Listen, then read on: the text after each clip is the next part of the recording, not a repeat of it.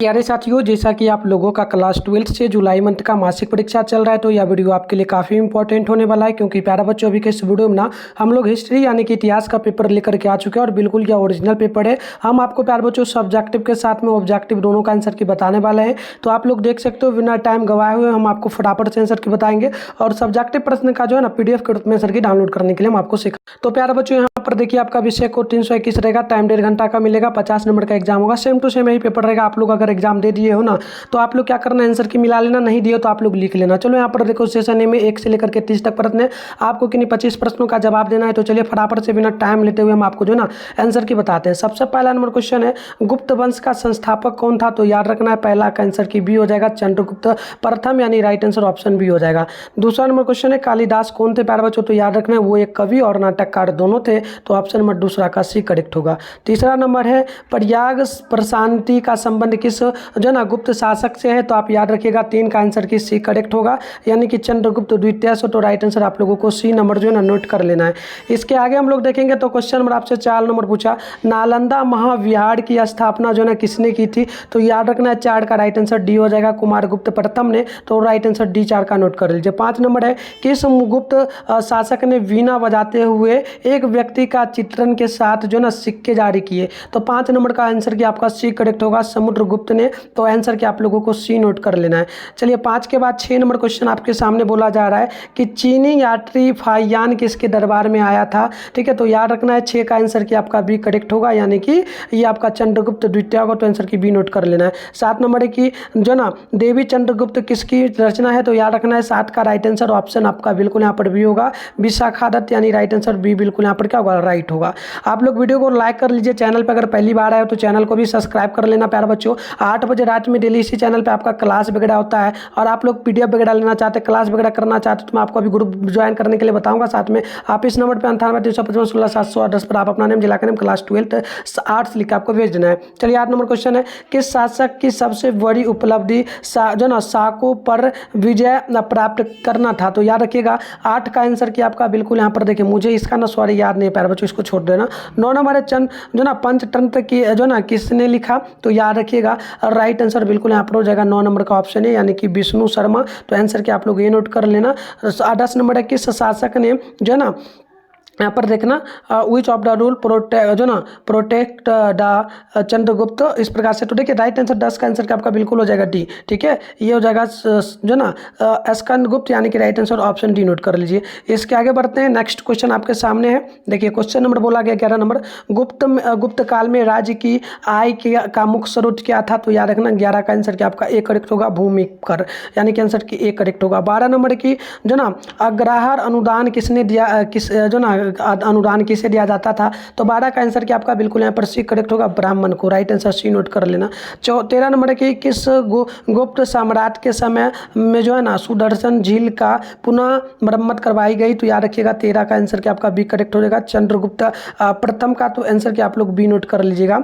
आगे बढ़ते हैं। 14 नंबर क्वेश्चन आपके सामने देख लीजिए, क्या बोला गया, गुप्त संबंध की जो है ना गुप्त संबंध की शुरुआत किसने की? तो आप याद रखिएगा, 14 का आंसर की बी होगा, चंद्रगुप्त प्रथम। राइट आंसर ऑप्शन बी होगा। क्वेश्चन नंबर 15 है, महान साहित्य कृति मृच्छकटिक किसने लिखी? तो याद रखिए, 15 का आंसर क्या आपका सी करेक्ट होगा, यानी कि शूद्रक, यानी राइट आंसर सी करेक्ट होगा। 16 नंबर है कि नवरत्न किसके दरबार में जो ना नवरत्न किसके दरबार में थे? तो याद रखिए, 16 का आंसर क्या आपका जो ना, इसका मुझे नहीं याद है प्यारे बच्चों, इसे छोड़ देना, जो मुझे याद है मैं बताते चल रहा हूँ। पर 17 नंबर क्वेश्चन आप देख लेना, एडन अभिलेख कहाँ पाए गए थे? तो 17 का आंसर की सी करेक्ट होगा, मध्य प्रदेश में। आंसर की सी नोट करना। और उसके बाद 18 नंबर है, पंच जो ना पंच सिद्धांतिका किसकी रचना है? तो याद रखना है, 18 नंबर का आंसर क्या आपका सी होगा, बर रुचि का। तो आंसर की सी नोट करिए। 19 नंबर है, यजुर्वेद का जनक किसे माना जाता है? तो 19 का आंसर क्या आपका ए हो जाएगा, यानी कि आप लोग याद रखिएगा, धनवंती का। तो ऑप्शन नंबर ए नोट कर लीजिएगा।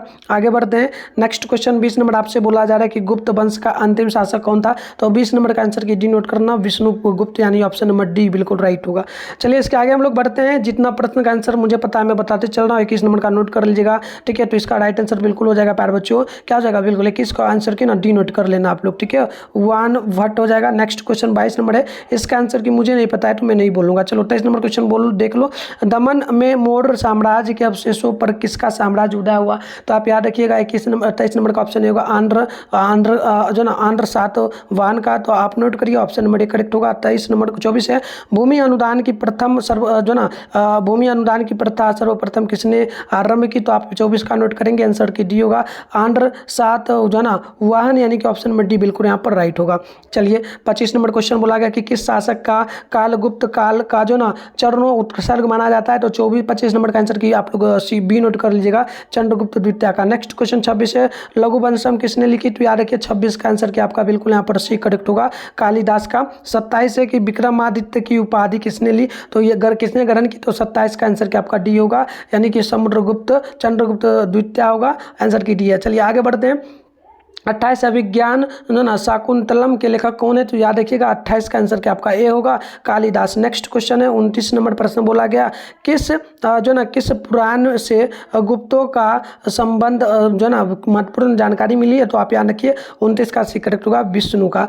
चलिए सी करेक्ट हुआ। और 30 नंबर क्वेश्चन है, कैमुदी महोत्सव नाटक की रचना किसने की? तो 30 का आंसर की डी करेक्ट होगा, विजयांका। तो ये आपका ऑब्जेक्टिव का मैंने फटाफट से आंसर की बता दिया। अब मैं आपको सब्जेक्टिव का भी आंसर की बताऊंगा, पहले प्रश्न दिखाता हूं, फिर डाउनलोड कहां से करना बताएंगे। 1 से लेकर के आपको पता है 10 तक प्रश्न, 5 प्रश्न का जवाब देना, 2 नंबर बोला है, 10 नंबर के लिए आपका होगा। चलिए एक एक प्रश्न को देखिए। पहला नंबर जो प्रश्न आपसे पूछा जा रहा है, गुप्तकालीन मंदिरों की 2 विशेषताएं लिखिए। 3 नंबर क्वेश्चन है, गुप्तकालीन शीशों की 2 विशेषताएं लिखिए। और क्वेश्चन नंबर 3 है, गुप्तकाल के 2 अभिलेखों का नाम लिखो। और 4 नंबर की अजंता चित्रकर्ता की 2 विशेषताएं लिखो। और 5 नंबर के फाहियान कौन था?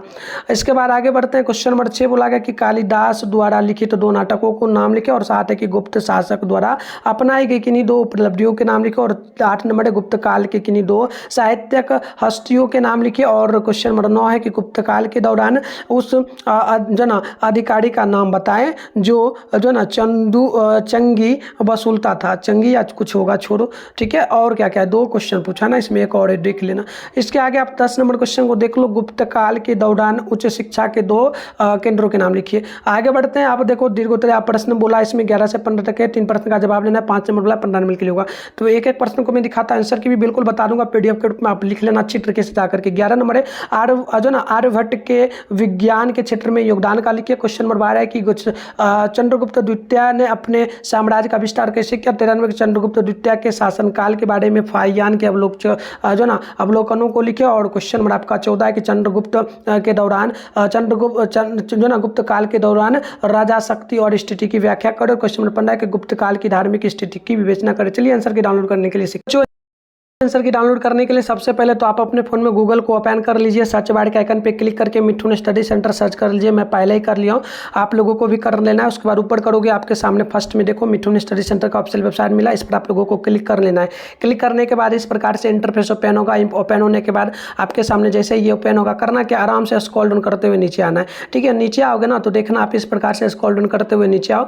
नीचे आओगे तो क्लास 12 का सेशन आप लोगों को देखने को मिल जाएगा, ठीक है ना। चलिए यहाँ पर आओगे, क्लास 12 का सेशन यहाँ पर देखो, और बिहार बोर्ड क्लास 12 जुलाई मंथली एग्जाम लिखा है, इस पर क्लिक कर लो। क्लिक करने के बाद इस प्रकार से इंटरफेस ओपन होगा। फिर आराम से स्क्रॉल डाउन करना है, नीचे चले आना है।